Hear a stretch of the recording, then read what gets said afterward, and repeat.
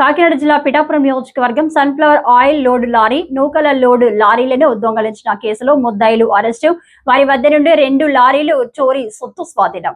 పిఠాపురం నందు 26,83,026 రూపాయలు freedom sunflower oil load తో తన లారీని పిఠాపురం కుంతి మాధవస్వామి గుడి ముందు ఉంచి ఇంటికి వెళ్లి ఉదయం వచ్చి చూసుకోగా ఎవరో దొంగలించుకుపోయినట్లు దగ్గు అప్పారావు ఫిర్యాదు చేశారు. డైరీ ఫార్మ్ సెంటర్ కాకినాడ బిఎస్ఎన్ మరొక ఫిర్యాది ఆకుల ప్రసాద్ డ్రైవర్స్ కాలనీ నందు నూకల లోడ్ తో ఉంచిన లారీని ఎవరో 2 BSN కేసులు నమోదు చేయడమైనది. సదరు 2 కేసులపై ప్రత్యేకంగా కాకినాడ జిల్లా ఎస్పీ జి బిందు మాధవ్ ఐపీఎస్ వారి చొరవ చూపి వారి ఆదేశాల మేరకు కాకినాడ ఏఎస్పీ పర్యవేక్షణలో పిఠాపురం సిఐ సర్కిల్ ఎస్ఐలు వారి సిబ్బందితో 5 ప్రత్యేక పోలీస్ బృందాలను ఏర్పాటు చేసి ఆధునిక సాంకేతిక పరిజ్ఞానం సీసీ ఫుటేజ్ ఆధారంగా ముద్దాయిలను గుర్తించి చేబ్రోలు గ్రామ శివారు చేబ్రోలు నుండి వజ్రకూటం పోవు ఎలబంద పొంత రోడ్డులో యాలంక వారి గరువు వద్ద 4 ముద్దాయిలను అరెస్టు చేయడమైనది. వారిని రిమాండ్ రిపోర్టుతో పిఠాపురం జేఎస్సీఎం కోర్టు నందు హాజరుపరిచారు. ఈ కేసులో ఇంకా 2 ముద్దాయిలను అరెస్టు చేయవలసి ఉన్నది. అలాగే వారి వద్ద నుండి 63 సన్ఫ్లవర్ ఆయిల్ బండిల్స్ రికవరీ చేయవలసి ఉన్నది అని తెలిపారు. దొంగిలించబడిన సొత్తు Ashok Leyland lorry number AP05TM3969 sunflower oil packet బాక్సులు 1380, మొత్తం విలువ 46,83,026. రెండవది AP07TT8369 నంబర్ గల లారీ 203 కోళ్ల మేత బస్తాల మొత్తం విలువ 9,66,900. రికవరీ చేసిన సొత్తు 2 లారీలు, అందులో గల మొత్తం సరుకు 54,87,926. ముద్దాయిల వద్ద నుండి నేరానికి ఉపయోగించిన ట్రాక్టర్ ఇంజిన్ కి number AP39EL2525, truck number AP31TM1736.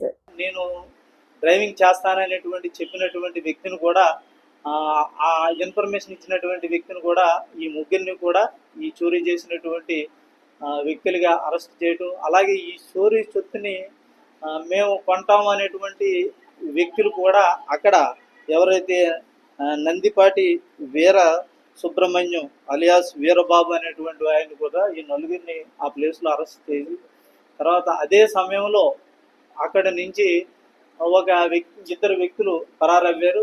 ఒక ట్రాక్టర్ కూడా ఆ ఏరియాలో ఉండటం, అదే సమయంలో అశోక్ లైలాండ్ ఒక వెహికల్ కూడా ఆ ఏరియా నుంచి వెళ్ళిపోవటం అనేటువంటి జరిగింది. ఇంకా అంటే 2 ముద్దాయిలను ఇంకా మేము ఈ కేసులో అరెస్ట్ చేయవలసి ఉన్నది. ఈ అరెస్ట్ చేసి అక్కడ ఉన్నటువంటి 2 లారీలు ఏదైతే చోరీ కాబడినటువంటి 2 లారీలు, అందులో ఉన్నటువంటి ప్రాపర్టీ ఏదైతే ఆయిల్ లోడ్ దగ్గర 46 లక్షల ప్రాపర్టీని, అలాగే నూకల్ లోడ్లో ఉన్నటువంటి 9 లక్షల ప్రాపర్టీని కూడా మేము సీజ్ చేసి ఎంటైర్ ప్రాపర్టీని ఇదంతా కూడా సీజ్ చేసి కోర్టుకి వీళ్ళందరికీ కూడా రిమాండ్ రిపోర్టు రెడీ చేసి జ్యుడిషియల్ మేజిస్ట్రేట్ కోర్టుకి ఇవాళ హాజరుపరుస్తామనేటువంటిది కూడా ఈ మీడియా మిత్రుల సమక్షంలో తెలియజేస్తున్నాం. ఇందులో ఖచ్చితంగా ఈ ఏదైతే అశోక్ లైలాండ్ ఒకటి మిస్ అయిందని అనుకుంటున్నామో దాంట్లో ఇంకా 60 బాక్సులు ఇంకా రికవరీ చేయవలసి ఉన్నది. అది కూడా రికవరీ చేస్తామనేటువంటిది కూడా తెలియజేస్తున్నాం. ఈ లారీ ఓనర్స్ ఎవరైనా ఉన్నారో వాళ్ళకి మా పోలీసు వారి తరఫున విజ్ఞప్తి ఏంటంటే కనుక ఖచ్చితంగా ఇలాంటి లారీలు ఈ పట్టు ఏదైతే టెక్నాలజీ ఉపయోగించి ఈ కేసును అనేటువంటిది డిటెక్ట్ చేయడం జరిగింది. ఈ టెక్నాలజీలో కూడా ఈ దొంగలు దొరకకుండా ఉన్నటువంటిది దొరికే విధంగా వీళ్ళందరూ కూడా GPS సిస్టమ్ కూడా ఈ లారీలు వేసుకోవాలనేటువంటిది ఒకటి. ఏ అయితే లారీ పార్క్ చేసేటువంటి ఏ ఏరియాలో ఉన్నాయో అక్కడ సీసీ ఫుటేజ్ కూడా పెట్టుకుంటే బాగుంటుంది అనేటువంటిది ఒక అడ్వైజ్ చేస్తున్నాం. అలాగే మేము అవేర్నెస్ క్యాంపులు కూడా పెట్టి వీళ్ళందరికీ కూడా చెప్పడం జరుగుతుంది. లారీ ఓనర్స్ వాళ్ళ యొక్క కీ అనేటువంటిది కూడా లారీలోని పక్కనే పెట్టేయడం అనేటువంటిది కొంతమంది చేస్తున్నారు. అలాంటిది కూడా చేయకూడదు అనేటువంటిది కూడా విజ్ఞప్తి చేస్తున్నాం. ఎవరైతే లారీ అసోసియేషన్స్కి అలాగే లారీ ఓనర్స్కి లారీలు ఉండేటువంటి ప్రదేశం వారికి కూడా విజ్ఞప్తి చేస్తున్నాం అనేటువంటిది మనం మీడియా మిత్రులు ద్వారా కూడా తెలియజేస్తున్నాం. లారీ ఏదైతే చోరీ ఆయిల్ చేసినటువంటిదో 6 ముద్దాయిలుగా మేము గుర్తించాం. అందులో 4 మేము కస్టడీలోకి తీసుకున్నాం. వీళ్ళందరినీ కూడా రిమాండ్ రిపోర్ట్తో జ్యుడిషియల్ మేజిస్ట్రేట్ కోర్టుకి హాజరుపరుస్తున్నాం. లోకల్ లోడ్లో ఎంతమంది పోతారు? నూకల్లూరులో కూడా అంటే వీళ్ళు అందరూ కలిసి ఎవరైతే చేసినటువంటిగానే మాకు ఉమ్, దర్యాప్తులో ఇంకా చేయవలసి ఉన్నదే తేలిందన్నమాట.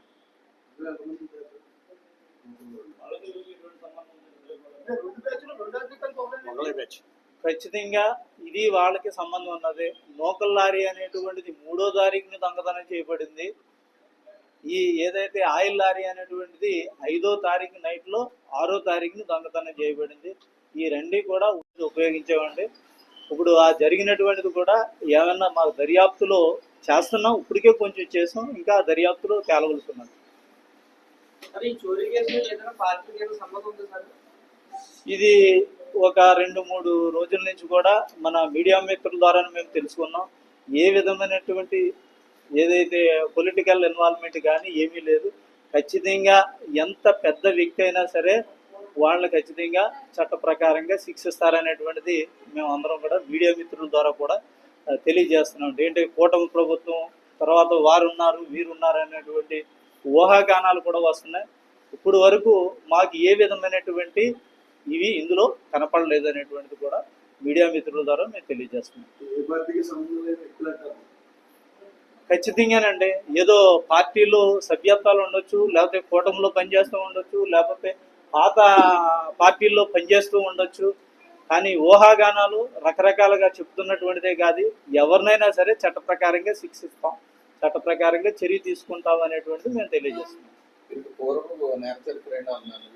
ఖచ్చితంగా ఎవరైతే A1 ఈ బెల్లంకొండ రవితేజ అనేటువంటి వాడు కోర్టు నుంచి ఒకప్పుడు బియ్యం లారీని తీసుకుని వచ్చేసి ఈ ఏరియాలోనే అమ్మటం అనేటువంటి జరిగింది. అప్పుడు ఒక కేసు ఉన్నది తన మీద.